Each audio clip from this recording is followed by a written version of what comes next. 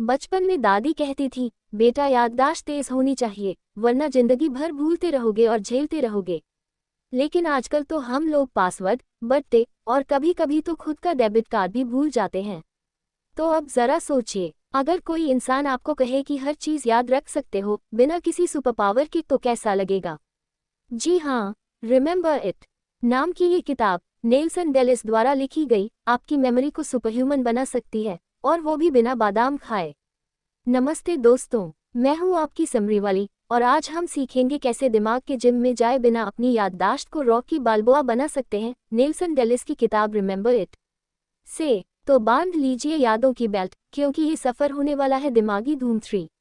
लेखक की पहली सोच, हर कोई मेमोरी चैंपियन बन सकता है। नेल्सन डेलिस कोई पैदा ही मेमोरी चैंपियन नहीं हुए थे। एकदम हमारे पड़ोसी शर्मा जी के बेटे की तरह थे, मिडिल क्लास, मिडिल मार्क्स और मैक्सिमम भूलने की क्षमता। लेकिन जब उन्होंने अपनी दादी को अल्जाइमर से जूझते देखा, तो उन्होंने तय किया कि अब वो दिमाग को भूलने की मशीन नहीं, बल्कि सुपर कंप्यूटर बनाएंगे। उनकी पहली सीख यही है, मेमोरी स्किल है, गिफ्ट नहीं। जैसे रणवीर सिंह एक्टिंग सीख सकते हैं, वैसे ही कोई भी याददाश्त बढ़ा सकता है, बस ट्रेनिंग चाहिए और धैर्य। हाँ, वो भी बिना सोशल मीडिया स्क्रॉल किए। अब सोचिए, अगर आप रोज अपने एटीएम पिन, मोबाइल पासवर्ड और ऑफिस मीटिंग्स याद रख पाएं, तो जिंदगी कितनी आसान हो जाएगी। लेखक की दूसरी सोच, मेमोरी पैलेस, याददाश्त का आलीशान बंगला। अब जब बात याददाश्त की हो, तो क्या आपको शर्लॉक होम्स का वो दिमागी महल याद है? ठीक वैसे ही नेल्सन बताते हैं मेमोरी पैलेस का कॉन्सेप्ट। इसका मतलब होता है कि जो भी याद रखना है, उसे अपने दिमाग के अंदर एक जगह दे दो। जैसे कि आप याद रखना चाहते हैं अपनी वाइफ का एनिवर्सरी डेट, वरना खाने को मिलेगा साइलेंट ट्रीटमेंट का झटका।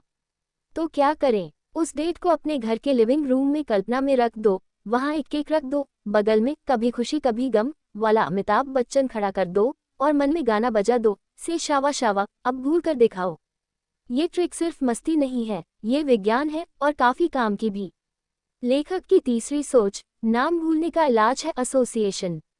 अब हम में से कितने लोग हैं जो लोगों का नाम मिलते ही भूल जाते हैं? जैसे पार्टी में कोई कहे, हाय आई एम गणेश, और आप अगले ही पल गोविंदा गोविंदा सोच रहे होते हैं। नेल्सन कहते हैं, नामों को याद रखने के लिए उन्हें किसी मजेदार इमेज से जोड़ दो। जैसे अगर सामने वाले का नाम है रमेश, तो सोचो कि उसने रामलीला में रावण का रोल किया था और उसके 10 सिर थे, जो हर बार हाय रमेश बोलते थे। अब सोचिए, अगर इंटरव्यू में एचआर का नाम अंजलि हो और आप उसे कुछ कुछ होता है वाली अंजलि से जोड़ दो, तो नर्वसनेस भी जाएगी और याददाश्त भी चमकेगी। अगर अब तक आपको ये समरी मजेदार लग रही है, तो जल्दी से लाइक, शेयर, सब्सक्राइब ठोक दीजिए और कमेंट में बताएं आपने आखिरी बार किसका नाम भूलकर फजीहत खाई थी। लेखक की चौथी सोच, लिस्ट याद रखना नंबर नहीं, कहानी से। अब देखिए, जब भी आप किराने की लिस्ट या टू डू लिस्ट याद रखना चाहते हैं, तो क्या होता है? आप बोलते हो मुझे याद है सब, और फिर दुकान पहुंचकर बस बिल ही याद रहता है। नेल्सन का फॉर्मूला है, लिस्ट को कहानी बना दो।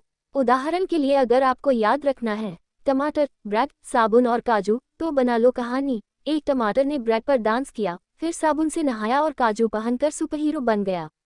अब चाहे आप डीडीएलजे के शाहरुख हो या फिर हेरा फेरी के बाबूराव, ये कहानी कभी नहीं भूलेगी।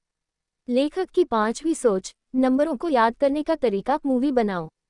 अरे भाई, नंबर याद करना तो सबसे बड़ा दर्द होता है, ओटीपी, आधार कार्ड, पासवर्ड। लेकिन नेल्सन कहते हैं, हर नंबर को एक विजुअल बना दो। जैसे 7 दिखता है क्रिकेट बैट की तरह, 4 एक कुर्सी जैसा और 0 गोल रसमलाई जैसा। तो अगर आपका ओटीपी है 740, तो सोचिए एक क्रिकेट बैट वाली कुर्सी रसमलाई खा रही है। अब भूलिए इसे। हम लोग तारे जमीन पर में ईशान के विजुअल सीखने के स्टाइल से काफी कुछ सीख सकते हैं। लेखक की छठी सोच, डेली प्रैक्टिस, ये कोई जादू नहीं। अब जरा सोचिए, कोई आपको बोले मैं तो बिना प्रैक्टिस के ही मेमोरी चैंपियन बन गया, तो समझ लीजिए या तो वो एलियन है या फिर चुनाव में खड़ा होने वाला है। नेल्सन कहते हैं, हर दिन कम से कम 15 मिनट मेमोरी प्रैक्टिस करो। जैसे फोन नंबर याद करो, किसी आर्टिकल की हेडलाइन बिना देखे बताओ, या किसी किताब की 5 बातें दोहराओ। बिल्कुल वैसे जैसे लक्ष्य में ऋतिक रोज उठकर अपना लक्ष्य बोलता था, हम भी अपने दिमाग को रोज रीसेट और रिचार्ज कर सकते हैं। लेखक की 7वीं सोच, मेमोरी से खुद को जानो, कनेक्शन बनाओ।